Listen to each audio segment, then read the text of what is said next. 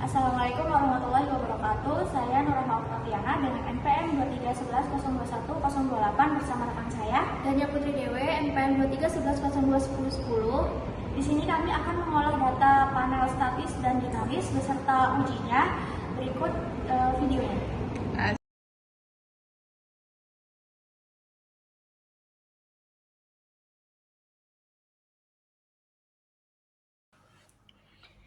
Pertama-tama kita buka file, lalu kita buka Word file untuk membuat lembar kerja baru di eViews. Lalu kita ganti jadi balance panel dimulai dari tahun 1970 sampai 1984.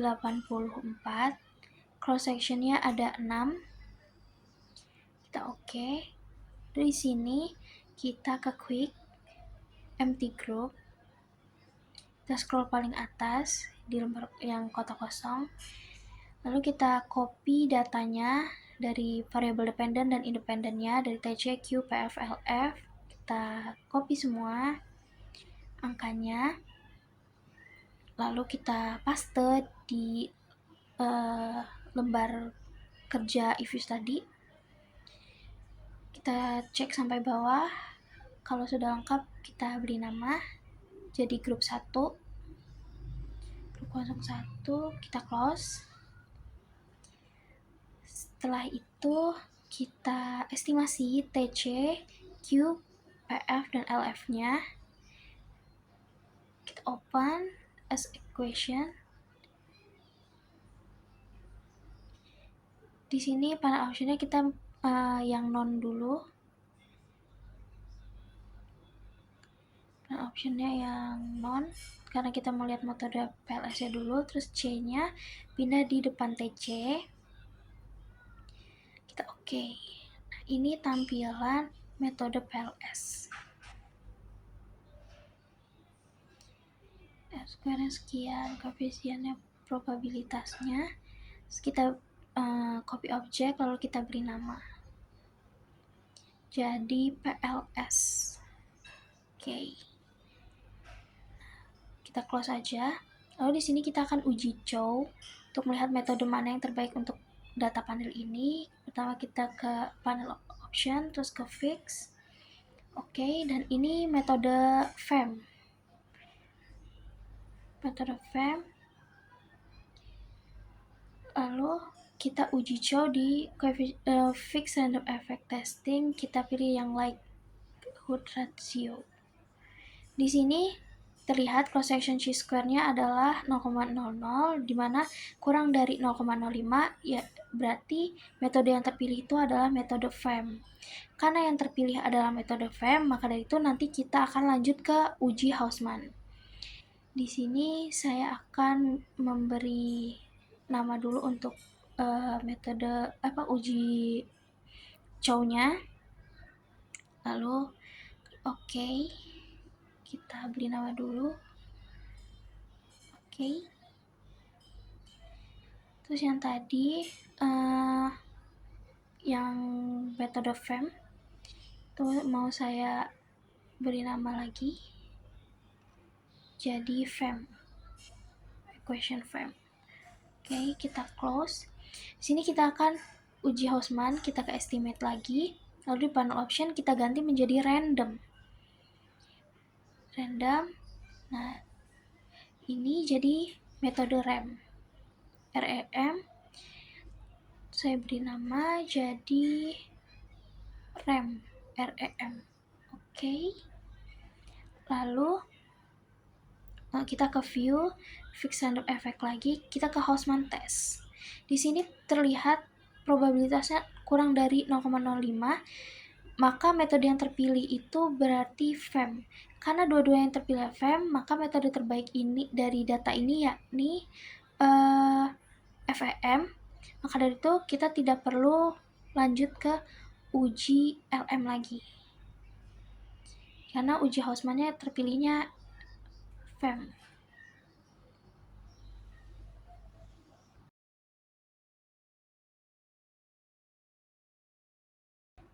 Lalu kita buka lagi equation frame untuk uji normalitas. Kita ke view, residual diagnostic, lalu ke normality test. Dan di sini terlihat probabilitasnya 0,99, di mana 0,9 ini lebih besar dari 0,05. Maka data tersebut berdistribusi normal. Selanjutnya kita akan uji multikolinearitas. Yang pertama kita uji masing-masing variabel. Yang pertama saya akan menguji Q, lalu C-nya dipindahin ke depan. Panel optionnya kita tetap pakai yang fix. Kita pakai yang fix. Lalu kita lihat, oke. Hasilnya di sini kita lihat R-square-nya. R-square-nya adalah 0,94. Di sini kita copy dulu R-square-nya karena kita akan menguji manual lewat Excel. Oke, terus kita pindah ke Excel. Sini kita tulis dulu variabel R-square, lalu fifth, variabel Q. Di sini kita tulis juga PF, LF. Jadi variabel Q R-square-nya adalah 0,94. Lalu kita balik ke eViews. Kita estimate lagi, kita pindahin PF-nya ke depan.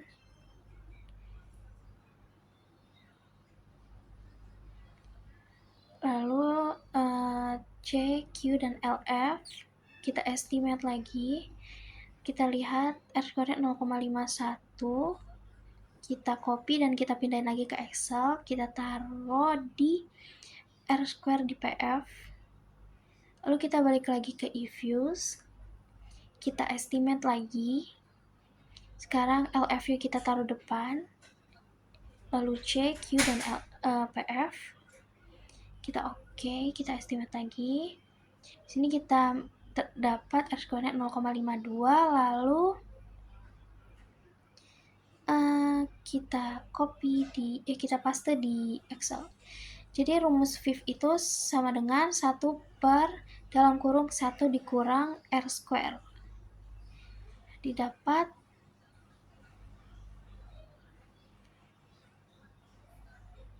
VIF-nya 16, 2,06, dan 2,11.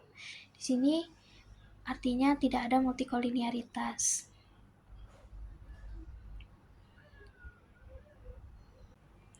Lalu kita balik ke eViews untuk uji heterokedastisitas. Yang pertama kita ke equation frame lagi. Kita proc, lalu make residual. Terus kita namai reset 01. Di sini kita estimasi lagi.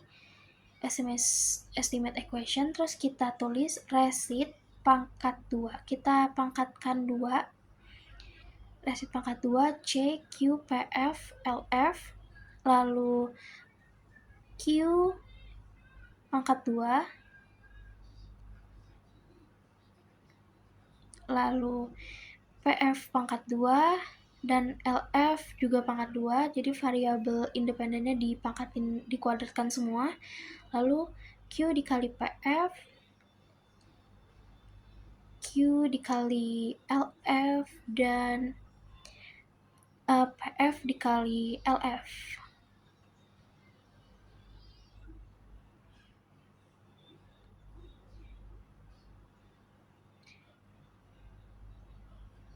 Oke. Di sini terlihat R-square-nya adalah 0,49. Kita lihat ya, kita copy karena kita akan menghitung manual juga di Excel. R-square 0,49. C kuadratnya itu belum, kita tulis N dulu, jumlah observasinya. Dan di sini jumlah observasinya itu terlihat ada 90. Kita tulis di Excelnya N-nya 90. Lalu C kuadrat hitungnya itu sama dengan R square dikali N. Hasilnya adalah 44,8. Dan C kuadrat tabel itu rumusnya sama dengan C HIINV dalam kurung 0,05 probabilitas dan degree of freedom-nya itu ada 9. Degree of freedom-nya adalah 9 dan didapat jadi 16,91. Karena C kuadrat hitungnya itu lebih besar daripada C kuadrat tabel, maka dari itu terdapat heterokedastisitas pada data ini. Karena C kuadrat hitungnya lebih besar dari C kuadrat tabel. Ada heterokedastisitas.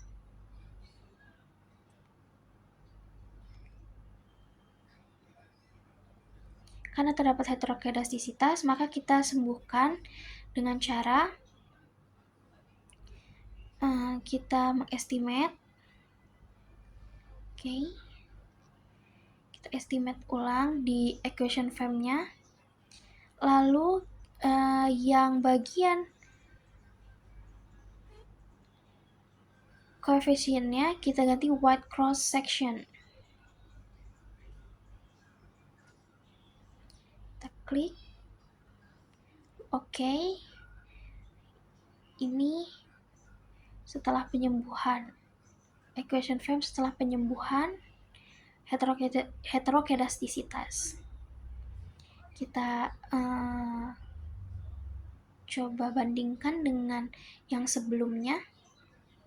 Equation FEM sebelum disembuhkan dari heterokedastisitas.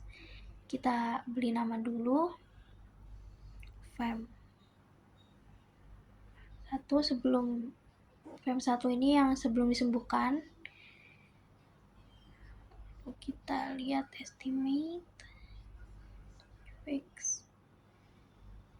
Lalu kita ke white cross section tadi. Sekarang kita lihat perbandingannya. Sudah berubah di bagian standar errornya. Sudah berubah, maka memang hasil estimasi ini sudah disembuhkan, sudah berubah, sudah hilang heterokedastisitasnya. Kita beri nama.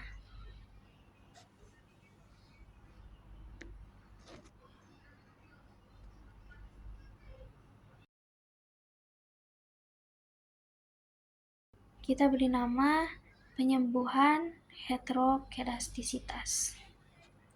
Oke. Lalu kita akan menguji autokorelasi. Kita estimate lagi. Kita balikin ke equation FEM lagi.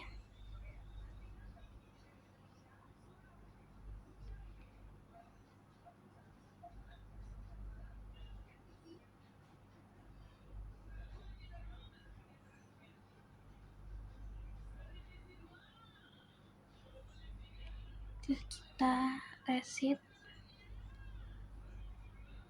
Kita isi dengan reset 01.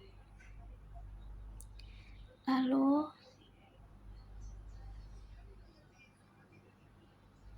Q, PF, RF. Ditambahkan C juga di depan reset.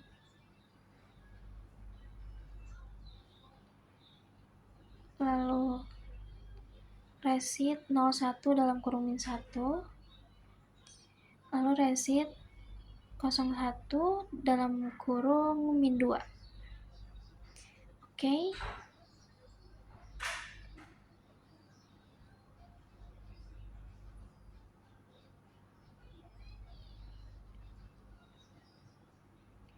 Ini untuk menguji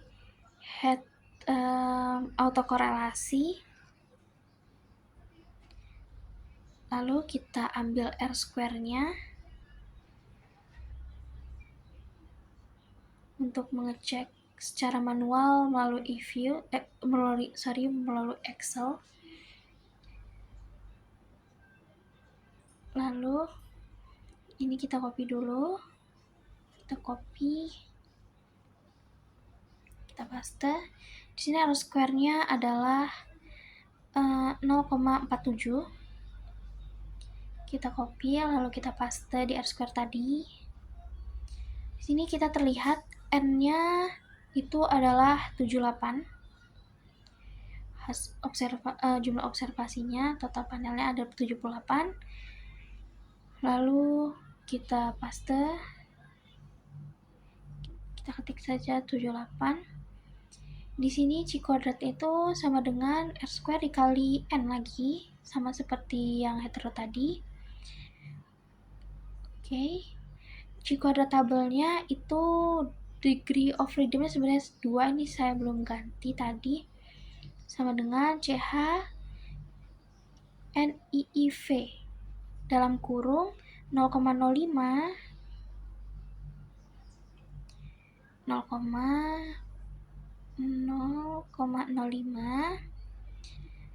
titik koma 2.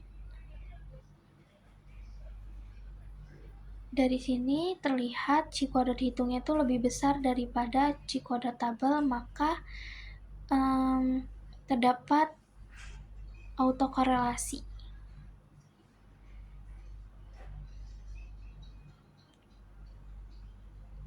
Terdapat autokorelasi pada data ini. Karena terdapat autokorelasi, maka kita bisa sembuhkan dengan mengubah di panel option-nya, kita estimate ulang. Ini uji autokorelasi.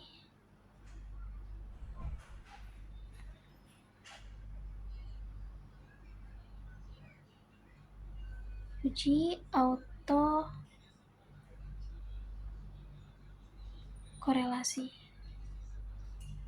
Oke. Kita ke equation frame lagi, kita estimate. Terus di bagian weight itu kita ganti jadi cross section weight.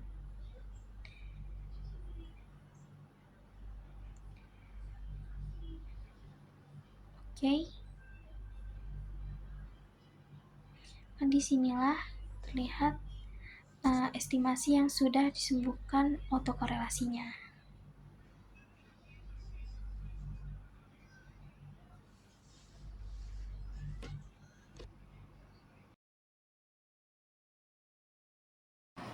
Kita work file-nya pilih balance panel, lalu start date-nya itu dari tahun 1970 sampai 1984. Lalu setelah itu cross section-nya itu 6. Klik OK. Lalu kita klik quick. Kita pilih empty group.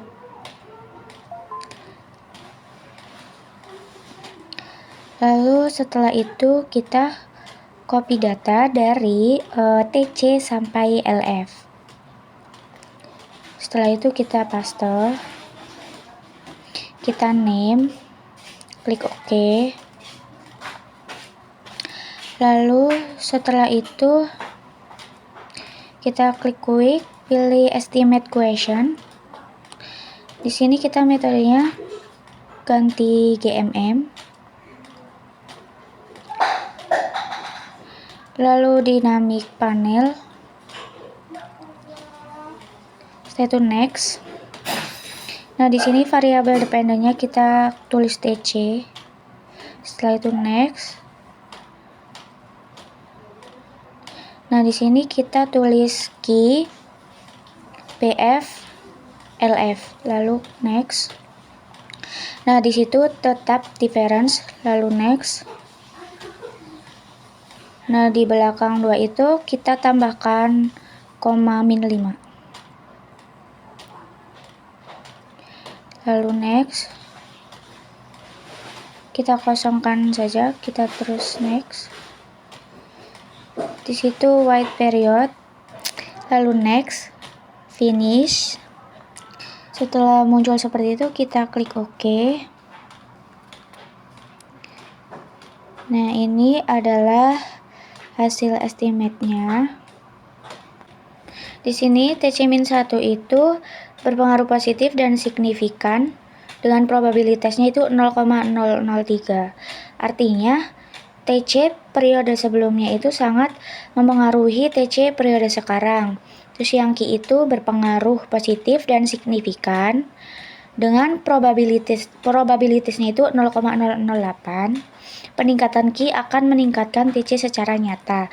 Lalu yang PF itu tidak signifikan dengan probabilitasnya itu 0,467. Artinya PF ini tidak berpengaruh nyata terhadap TC. Terus yang LF itu berpengaruh positif dan hampir signifikan dengan probabilitasnya 0,051. Ada indikasi bahwa kenaikan LF bisa meningkatkan TC meski pengaruhnya lemah. Yang terakhir itu ada J statistik, instrumen valid dengan probabilitasnya 0,134 lebih besar dari 0,05 sehingga model tersebut dapat dipercaya. Jadi kesimpulannya ini TC dipengaruhi kuat oleh nilai TC sebelumnya dan Q. PF tidak berpengaruh signifikan sedangkan LF punya pengaruh positif yang lemah. Sekian video dari kami. Wassalamualaikum warahmatullahi wabarakatuh.